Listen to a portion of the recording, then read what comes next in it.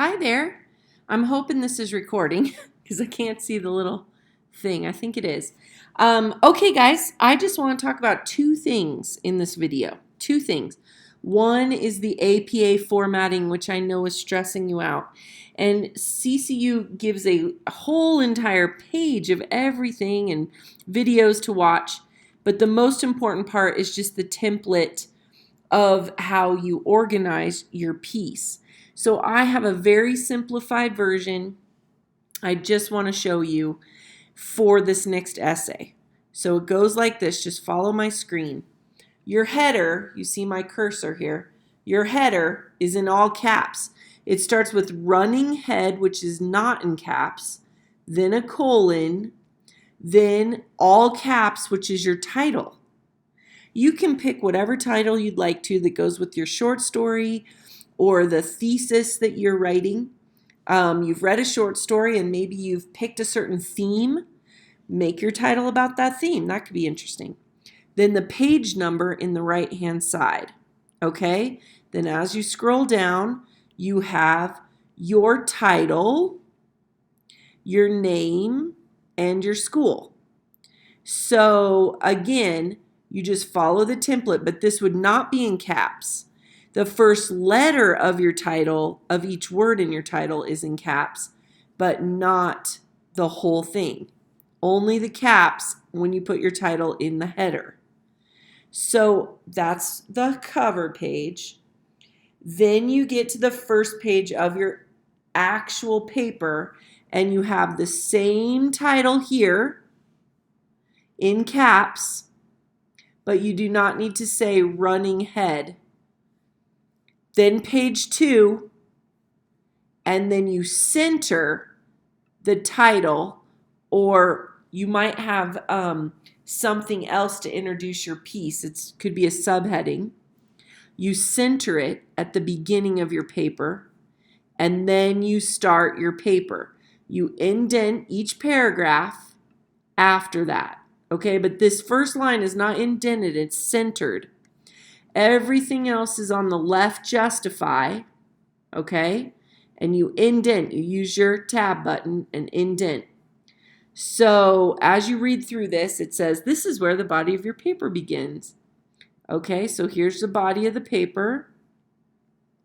And then when your essay's over with, you have page 3, still your running title in caps. References is centered. Really, your only reference is going to be the short story. So you're going to use one of the online, probably citation templates, or you can look it up online. Your short stories are very famous, so you can look up their APA citation. First line of the citation goes all the way to the margin. Second line of the citation is indented, okay? And references is always centered, and that's it. Now, when you get to a research writing class, if you take that, I also teach one of those, these references could be long, and there could be other things like charts or footnotes. But for our purposes right now, this is your format, is structure right here, okay? Done with that lesson. Lesson 2 is I want to talk about integrating your quotes. I have a little PowerPoint. I just want you to watch very carefully. When you quote your short story this weekend, and you must quote it, that's the only way to back up your idea or to prove that you are writing in literary analysis, and you must use the quote from the piece to back up your thesis, okay? Don't panic. As you read your short story, find the key quotes that create a theme or an idea about the character or an idea about symbolism. You pick your idea and find the evidence that proves your point. All right? Everything you write is an argument. Everything. So you're creating an argument. But I want to show you how to integrate your quotes. All right.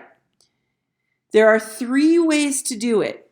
There's what's called blending right here, what's called adding a comma before the quote or adding a colon before the quote. And I'm going to show you an example of each one. Okay, quotes should never stand alone in their sentence. That is what every single one of you are doing.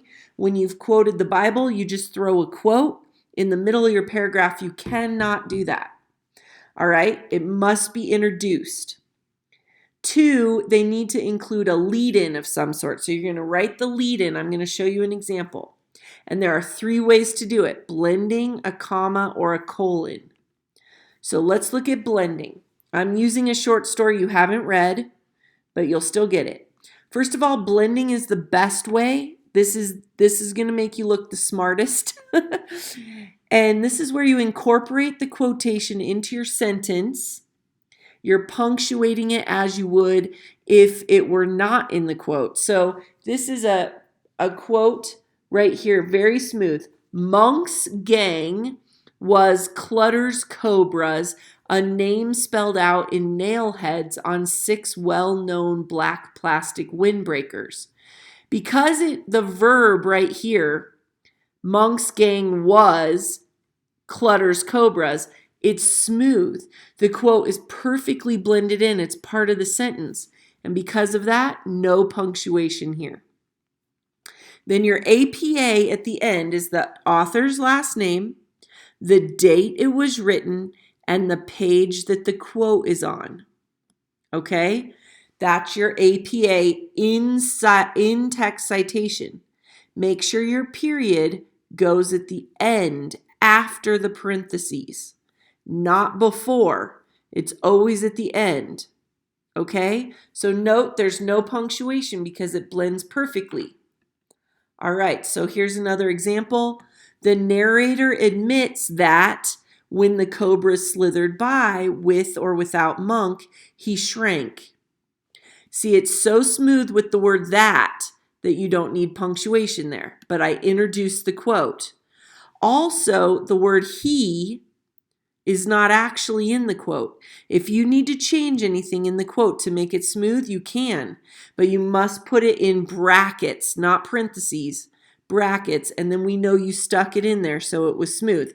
Then again, in text citation, author's last name, date, page number. Okay, next one. Commas. This is where someone's talking and you're going to introduce what they say.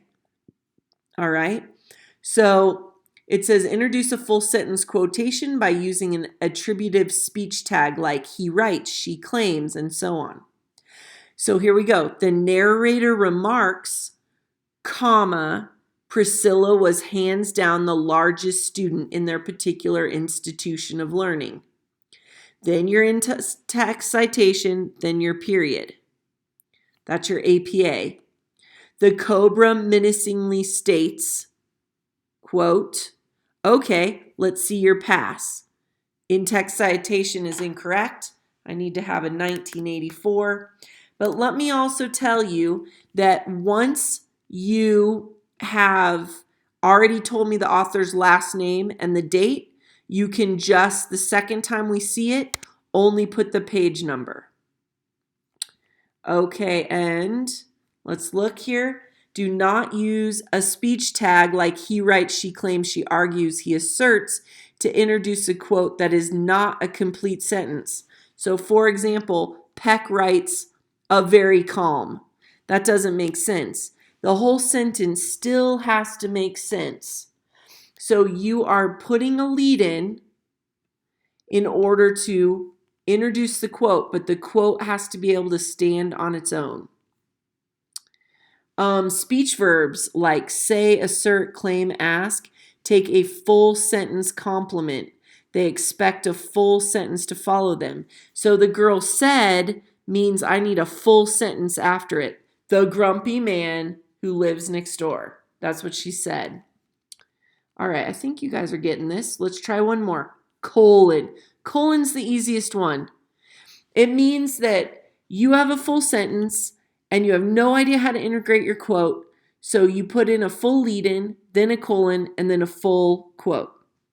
So, example, the ending does not fare well for Monk.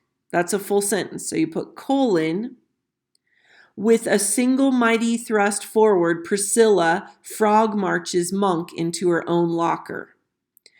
Now, you just took part of the evidence, and that's fine. And when you only take part of a quote, you put a ampersand, a dot, dot, dot, and get us to the part that you need. Okay? Only the part that you need. All right, let's see what else. Punctuation rules. Capitalize the first letter of any complete sentence you quote unless you introduce it with that. So, in describing the New World, de Crevecoeur claimed, then put the capital, the rich and the poor are not so far removed. And very important that you, if your quote is, even if you grab it from the middle of a sentence, we need to start it with a capital letter there. De Crevecoeur claimed that if I have a that and no punctuation, then I do not capitalize the first letter because it's part of the sentence still. Okay, next one. If the quotation is broken into two parts, which is a nice smooth way of doing it, you can try this. Do not capitalize the first letter of the second part. For example, our team is bound to win, said Coach Glass, because blah, blah, blah. You do not capitalize the because it's all one sentence still. You'd only capitalize it if it were a colon, okay? All right. Next one here. Punctuation rule, commas and periods. Commas and periods go within closing quotation marks. So if I am going to quote somebody, and I've already said who it is several times, I don't need to cite it. It's going to be Jacob Needleman said, a dream is a vision or truth of what can be and ought to be, and a dream is a deception. Then I have to have the period inside the quotation mark. But if I'm citing the source or what page it's on, period goes after. Let's see this one. Question marks and exclamation marks. They also go after the parentheses outside my evidence. By the way, this should say page 2. Okay? And then finally, do I have one more slide? No, we're finished. I hope that makes sense, guys. Try one of your 3 kinds of punctuation, either blending it, a comma, or a colon, and see how it goes. Make sure you have a piece of evidence in each paragraph to back up your idea. Maybe even 2 quotes in a paragraph if you're feeling a little crazy. Okay, good luck on this. I know it's a hard one, but you're going to be able to get it. And the short stories are great. Okay, enjoy. I hope it goes well.